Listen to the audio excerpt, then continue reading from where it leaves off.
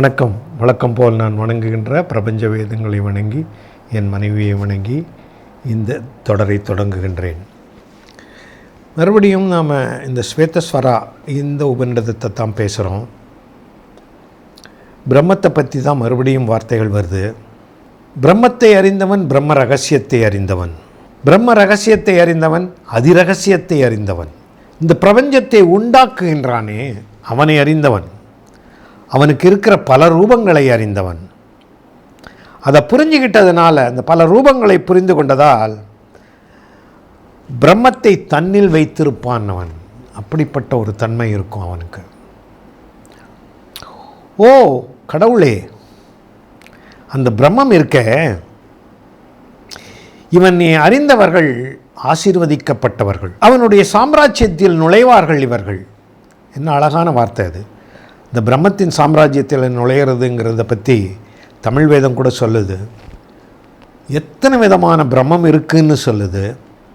அத்தனை விதமான பிரம்மங்களை அறியும் போது அந்த சாம்ராஜ்யத்துக்குள்ளே போகும்போது தான் அது புரியும். நீயும் பிரபஞ்சத்தின் ஒரு அங்கம்னு புரியறது ஒரு நிலை. பிரம்மத்தின் அருகில் போகும்போது விதவிதமான பிரம்மங்கள் அந்த நிலைக்குள்ளே, அந்த சாம்ராஜ்யத்துக்குள்ளே போகும்போது அதுக்கெல்லாம் நிறைய தனித்தனியான எழுத்துக்களை கொடுத்து தியானிக்க சொல்கிறாங்க தமிழ் வேதத்தில். இது இப்படி டிஸ்கிரைப் பண்ணி விட்டுடுது இந்த இதம்.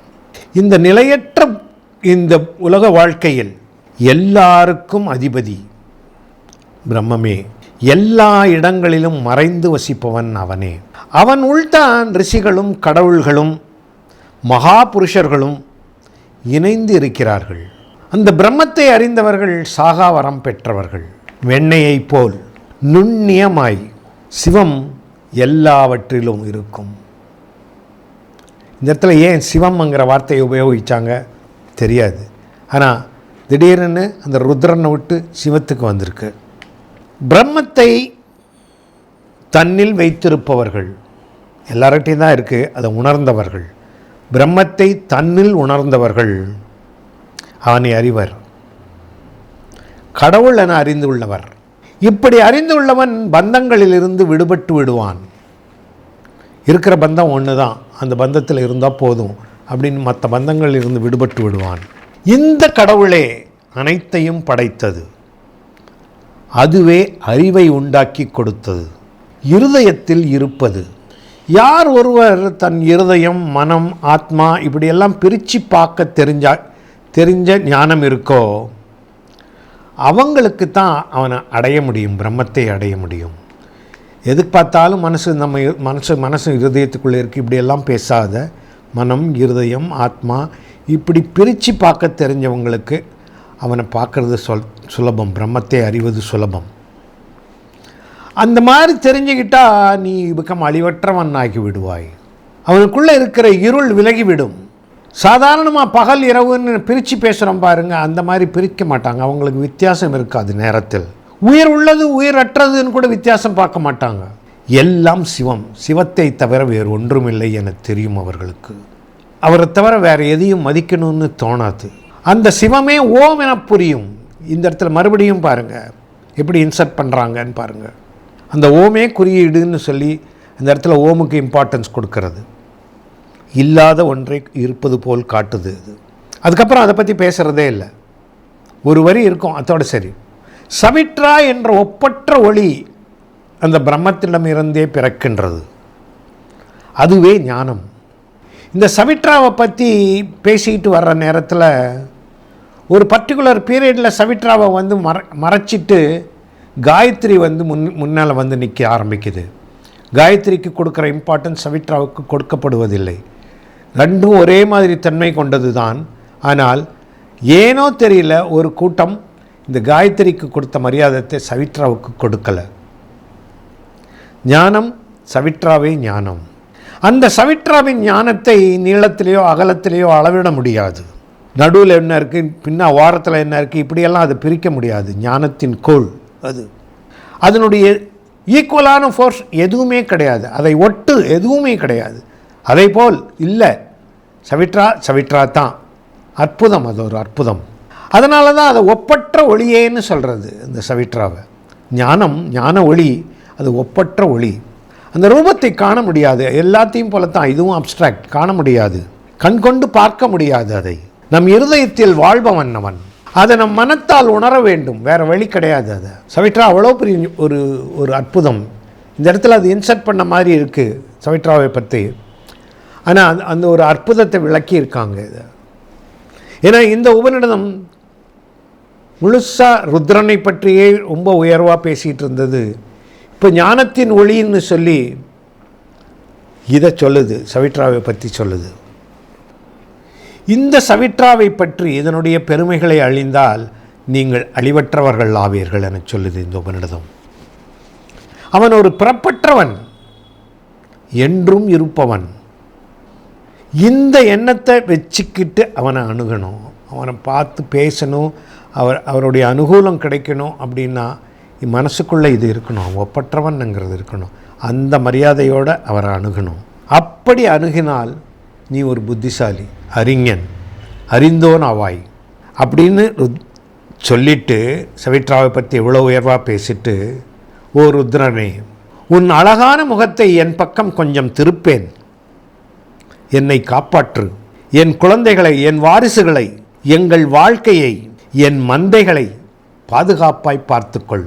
மந்தை தான் சொத்து, ஆடு மாடு தான் சொத்து. துன்புறுத்தி விடாதே. என் கூட்டத்திலே இருக்கின்ற, என்னுடன் வசிக்கின்ற மகா புருஷர்களை துன்புறுத்தி விடாதே, தண்டித்து விடாதே. உனக்கு வேணுங்கிற காணிக்கைகளை நான் இன்முகத்தோடு செய்கின்றேன். இப்போ தான் ஆரம்பமாகுது இந்த கடவுளுக்கு லஞ்சம் கொடுக்குற விஷயங்கள் எல்லாம். இந்த மாதிரி காணிக்கைகள் எல்லாம் முன்வைத்து உன்னை அழைக்கின்றேன், வந்து எங்களை காப்பாற்று அப்படின்னு சொல்கிறது இந்த உபநிடதத்தில் இப்போ தான் காட்டுது. இந்த மாதிரி பண்ணுறதெல்லாம் பழக்கத்தை ஆரம்பிக்குது. பிரம்மத்தில் இருக்கிற ஞானம் அஞ்ஞானம் இதை பற்றி விவரிக்கிற ஒரு பேசேஜ் இருக்குது இதே உபநிடதத்தில். பிரம்மத்துக்குள்ள அஞ்ஞானமும் ஞானமும் தயார் நிலையில் இருக்கும். ஞானம் வேணும்னா ஞானம் எடுத்துக்கலாம், அஞ்ஞானத்துக்கு போகணுன்னா அஞ்ஞானத்துக்கு போயிடலாம். நமக்கு வேணாம் இதெல்லாம் சொல்லிவிட்டு, இந்த ஞானமே நமக்கு வேணான்னு சொல்லி ஒதுக்கி வச்சுட்டு நான் வந்து சாமி கும்பிட்டுட்டு இருக்கிறேன்னா போயிட்டே இருக்கலாம். ரெண்டுக்கும் வழி இருக்குது. அழிவில்லாது இருக்கின்ற இந்த பிரம்மத்தின் உள் இருக்கின்ற இந்த இரண்டும், அஞ்ஞானமும் ஞானமும், அது எப்படி இருக்குன்னா அழிக்கக்கூடியதாய் அஞ்ஞானமும் நிலையானதாய் ஞானமும் இருக்கின்றது. பிரம்மத்துக்குள்ளேயே தான் இருக்குது. நீ எந்த டூலை எடுத்து யூஸ் பண்ணுறேங்கிறது தான். அஞ்ஞானம்ங்கிற டூலை நீ எடுத்தான்னா அழிவு நிச்சயம், ஞானம்ங்கிற டூல் எடுத்தான்னா உனக்கு அறிவு நிச்சயமாக வரும். ரெண்டும் உன் கையில் தான் இருக்குது. நீ எப்படி எடுக்கிற, பிரம்மத்தில் ரெண்டும் இருக்குது. எதை நீ எடுத்து யூஸ் பண்ண போகிறையோ அதை பொறுத்து உன்னுடைய வாழ்க்கை அமையும். சகல கர்மத்திற்கும் அதிபதி, ருத்ரனை பற்றி தான் பேசுது அது. சகல கர்மத்திற்கும் அதிபதி, சகல ரூபங்களாய் பிரம்மத்தில் காணக்கூடியதாய் அதுதான் இருக்கும். ருத்ரனை தான் காணுவேன். பிரம்மத்தை பார்க்க போகிறேன்னு போகணுன்னா பிரம்மத்துக்குள்ளே நீ ருத்ரனை தான் பார்ப்பேன். அவனே முதலில் பிறந்தவன், அதனால தான் அது காரணம். சிறந்த ஞானி அவன். அவனை சிறந்த ஞானின்னு சொல்லும்போது அவர் ஒரு சிவந்த ஞானி என சொல்லுகின்றார். சிகப்பாக இருப்பார். அந்த சிவந்த ஞானி ஹிரண்ய கர்ப்பத்தை உண்டாக்கியவன். அது பிறக்கும்போது ஹிரண்ய கர்ப்பம் உண்டாகும்போது பார்த்தவர் சொல்கிறது ஒரு இடத்துல. இந்த இடத்துல அந்த ஹிரண்ய கர்ப்பம் என்பதே அவர் தான் அப்படின்னு சொல்லுது. அந்த சிவந்த ஞானியாகிய ருத்ரனே, அது வேறு யாரும் இல்லை, கபில மாமுனி தான் அந்த மாதிரி இப்படின்னு சொல்லி கபிலருக்கு அந்த பதவியை கொடுத்தது இன்னும் கொஞ்சம் காலகட்டத்துக்கு அப்புறமா வந்தவர்கள். அந்த ஹிரண்ய கர்ப்பம் என்பதே கபில மாமுனி தான் சொல்லி அவங்களுடைய ஒரு மரியாதையை காட்டுறதுக்காக இப்படி சொல்லி வச்சுருக்காங்க. பிரபஞ்ச நிலைகளையே எங்கேயும் இந்த ரிஷிமார்கள் உண்டாக்குனதில்லை. இருக்கிற பிரபஞ்ச நிலைகளை ரிஷிமார்கள் புரிந்து கொண்டார்கள். அதுதான் நிஜமே தவிர அது நான் பார்த்தேன், நான் தான் முதல்ல கண்டுபிடிச்சேங்கிறதுக்காக ஒரு பேட்டன் ரைட் மாதிரி கபிலர் தான் அது முதல்ல அதை பற்றி பேசினார், சொல்ல அவருடையது அது அப்படின்னு சொல்லி முடிவு கொடுத்துறது. ஒரு பேட்டன் ரைட்ஸ் அப்படி கொடுக்கறது. அதுக்கு ஹிரண்ய கர்ப்பத்துக்குள்ளேருந்து தான் உயிர்கள் அனைத்தும் உண்டானதுன்னு சொல்கிற ஒரு பக்கம், அது முதல் உயிர்ங்கிறதே கபிலர் தான்னு சொல்கிறது அவங்களுடைய ஒரு கூட்டத்தின் நம்பிக்கை. ஆனால் அதில் என்னத்துக்காக சொல்கிறாங்கன்னா, அந்த உயிர்கள் உண்டான விஷயத்தில் வந்த அந்த ரிஷி அவருக்கு ஏற்பட்ட ஞான கர்ப்பம், அந்த ஞான கர்ப்பம் அவருக்கு ஏற்பட்டதால் அவருக்கு தான் முதல் ஞான கர்ப்பம் ஏற்பட்டதுன்னு சொல்கிறதுக்கும், இந்த மாதிரி வியாக்கியானங்களை கொடுக்கறதுக்கும் அந்த ஹிரண்ய கர்ப்பத்தை யூஸ் பண்ணிக்கிட்டது கொஞ்சம் கூட்டம். அதனுடைய வெளிப்பாடுகள் தான் இது.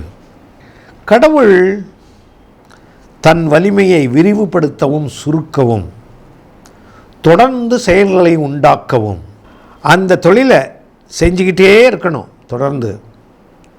இப்படிப்பட்ட தொழிலால் தனக்கு உதவ ஒரு மகரிஷி தேவை என உணர்ந்தபோது இந்த கபிலரை உண்டாக்கினார் என இந்த உபநிடதம் கூறுகின்றது. கபிலருக்கு முன்னால் வேறு ரிஷியே இல்லையா? ஒரு ஹைலி டிஸ்பியூட்டபிள் கொஸ்டின். தமிழில் இருந்த மகரிஷிகள் எல்லாம் கணக்கே கிடையாதா? எத்தனை லட்சம் வருடங்களுக்கு முன்னால் அவங்க வந்தாங்க. அப்போ கபிலர் இருந்தாரா? யாருக்கு பேனா கிடைச்சதோ, அதாவது எழுத்தாணி கிடைச்சதோ அவங்களுக்கு வேணுங்கிறதெல்லாம் எழுதின மாதிரி இருக்குது இல்லையா? இது எதை பற்றி ஆராய்ச்சியே கிடையாது. எனக்கு பிடிச்ச ரிஷி அவர் தான் முதல்ல வந்தாருன்னு நான் எழுதிட்டு போயிடுவேன். என்ன நியாயம் இது? அப்படி உண்டாக்கி தனக்கு உதவுறதுக்கு ஒரு ஆள் வேணும்னு ஒரு மகரிஷியை உண்டாக்கி அவருக்கு ஒரு ஞான கர்ப்பத்தை உண்டாக்கி அவர்கிட்ட பொறுப்புகளை ஒப்படைத்தார் என சொல்கின்றது இந்த உபநிடதம். இந்த சொர்க்கத்திலே நமக்கு தெரிகின்ற ஆகாயத்திலே தெரிகின்ற அந்த சூரியன், அந்த பிரகாசம் மேலும் கீழும் குறுக்கும் நெடுக்கும் எங்கும் நிறைந்திருக்கின்றதல்லவா? ஏன் அப்படின்னா கடவுளினுடைய அனுக்கிரகத்தால் அனைத்து ஜீவராசிகளும் அதனுடைய பலனை அடைய வேண்டும் என்று சூரியனை இப்படி உண்டாக்கி வைத்திருக்கின்றது. ஒவ்வொன்றையும் கடவுள் அவருடைய சௌகரியத்துக்காக எப்படியெல்லாம் பண்ணி வச்சிருக்குன்னு சொல்லி விளக்கம் கொடுக்குது இந்த உபநிடதம். எங்கெங்கேயோ தாவுது இந்த உபநிடதம். நாம் கடவுள்னு சொல்கிறதே இந்த பிரபஞ்சத்தின் ஆதாரம். அவரே அந்த கடவுளே இந்த பிரபஞ்சத்தின் ஆதாரம். தன் உற்பத்திகள் எப்படியெல்லாம் சௌகரியமாக இருக்கணும்னு நினைச்சாரோ அதுக்கு என்னென்னலாம் வேணுமோ அதையெல்லாம் பண்ணினார். அப்படி பண்ணி இதெல்லாம் கொடுக்குறார். செடிகளெல்லாம் வளரணுன்னா தண்ணி வேணும் இல்லையா? அதுதான் கடவுள் செயல் தானே இந்த தண்ணி வந்ததெல்லாம்னு சொல்கிறது. இதே நம்ம வேதத்தை எடுத்து பார்த்தா ஜீவராசிகள், இந்த பூமியில் வாழ்கின்ற ஜீவராசிகள் அனைத்திற்கும் இந்திரனால் கொடுக்கப்பட்ட மாபெரும் கிஃப்ட் நீரென வரும். அந்த மாதிரி வார்த்தைகள் உண்டு. இதில் காணோம், அந்த மாதிரி வார்த்தை இதில் காணோம். அந்த கடவுளின் இந்த ஜீவராசிகள் எல்லாம் நல்லா இருக்கிறதுக்காக தான் நீரை கொடுத்தார். இன்னும் என்ன வேணுமோ காற்றை கொடுத்தார், இப்படியெல்லாம் அமைச்சு கொடுத்தாருன்னு புராண கதைகள் வரிசையில் அந்த மாதிரி இந்த உபநிடதம் எண்டுக்கு போயிட்டுருக்கு. அதனால் இதில் இருக்கிற சிந்தனைகள் தூய்மையான சிந்தனைகளாக தோண மாட்டேங்குது நமக்கு இந்த நேரத்தில். அப்படி ஜீவராசிகளை காப்பாற்றுறதுக்காக கடவுள் இதெல்லாம் பண்ணார்னு சொல்கிறதும், நாம் சயின்டிஃபிக் தியரியாக பார்த்து எவல்யூஷன் எப்படி நடந்திருக்குன்னு பார்க்குறதும், இது எல்லா விதத்தில் சிந்திக்கிறதுக்கு கற்றுக்கணும். நீங்கள் சும்மா ஒன்றுக்கு உடனே அக்செப்ட் பண்ணிக்கிடக்கூடாது. கடவுளே அனைத்து ஜீவராசிகளையும் எப்படி நடத்தி செல்லணுமோ அப்படி நடத்தி செல்கின்றார். இந்த நம்பிக்கை வேணுமா? வேணும். கடவுள் இருக்கணும். கடவுள் இருந்தால் அது செய்யணும். அதே நேரத்தில் இது எப்படி ஒர்க் பண்ணுறதுன்னு பார்க்கணும். கடவுள் தான் பண்ணுறாருன்னு ஒரு முடிவுக்கு வந்துட்டு எதை படித்தாலும் கடவுள் பண்ணுறாரு, கடவுள் தான் பார்த்துட்ருக்காரு, கடவுள் தான் எல்லாத்தையும் செய்கிறாரு, கடவுள் தான் நமக்கு எல்லாத்தையும் கொடுக்குறாரு, இது முடிஞ்சு போகாது. இது ஆராய்ச்சியே கிடையாது. அது ஒத்துக்கிறது. கடவுள் பண்ணுறாருன்னு ஒத்துக்கிட்டு பசா போயிட்டால் ஒன்றுமே கிடையாது. இந்த ஞானத்தை பற்றி கவலையே பட வேண்டாம். இந்த கடவுள்னு சொல்லி ஒரு லீடர்ஷிப்பை க்ரியேட் பண்ணிட்டு எப்படி அவர் ஒவ்வொருத்தருடைய தனித்தன்மை, ஒவ்வொரு ஜீவராசியினுடைய தனித்தன்மை கெடாமல் சேதப்படாமல் நிர்வகிக்கிறாருன்னு பார்க்கும்போது இது தனியான ஒரு சக்தியின் சாதனை இல்லை. இது ஒரு சட்டவட்டத்துக்கு கட்டுப்பட்டு இருக்குது. பிரபஞ்ச விதிகளுக்கு கட்டுப்பட்டே இப்படி நடந்துக்கிட்டு இருக்கு ஒவ்வொன்றும். அந்த விதிகளை உண்டாக்கியவன் கடவுளா? அந்த கடவுளுக்கு ஏதாவது பேர் உண்டா? அப்போதெல்லாம் இல்லைன்னு சொல்லுது தமிழ் வேதம். பேர் கிடையாது. கடவுளை அது எனக்கு கூப்பிடு, பேர் வைக்காத அதுக்கு அப்படின்னு சொல்லுது. அந்த அது என்ன பண்ணுது? அனைத்து ஜீவராசிகளையும் அதனிடம் இருக்கின்ற தனித்துவத்தும், அந்த தனித்துவம் சேதப்படாமல் இந்த பூமியிலையும் சரி, இந்த பிரபஞ்சம் எங்கும் சரி, எத்தனை லோகங்கள் இருந்தாலும் சரி, அத்தனை லோகங்களிலும் இந்த இருக்கின்ற அத்தனை ஜீவராசிகளும் அதனுடைய தனித்துவம் கெடாமல் அதுக்கு வேணுங்கிற எல்லா ப்ரொவிஷனையும் கொடுத்து, சாப்பாடு, தண்ணி, இன்னும் என்னென்ன வேணுமோ அது எல்லாத்தையும் கொடுத்து காப்பாற்றுகின்ற கடவுள். அதுக்கு அதுன்னு பேர் அப்படின்னு சொல்லி பேர் வைக்காத அதை அது என்று தான் அழைத்தார்கள் தமிழ் வேதம். இதுலேயும் கடவுள் கடவுள்னு சொல்லி நிறுத்திக்கிறோம். இந்த உபநிடதம் அவனை ருத்ரன் ஒரு இடத்துல சொல்கிறது, அந்த ருத்ரனை உதவுவதற்காக கபிலர் வந்தார்னு சொல்கிறது. இது மாதிரி ஒரு புராணம் இதுக்குள்ளே இருக்குது. இப்படியெல்லாம் தெரிஞ்சுக்கிட்டு இன்னும் இந்த உபநிடதம் என்ன சொல்லுதுன்னு பார்ப்போம். இன்று இத்தோடு நிறுத்திக் கொள்கின்றேன். வணக்கம், நன்றி.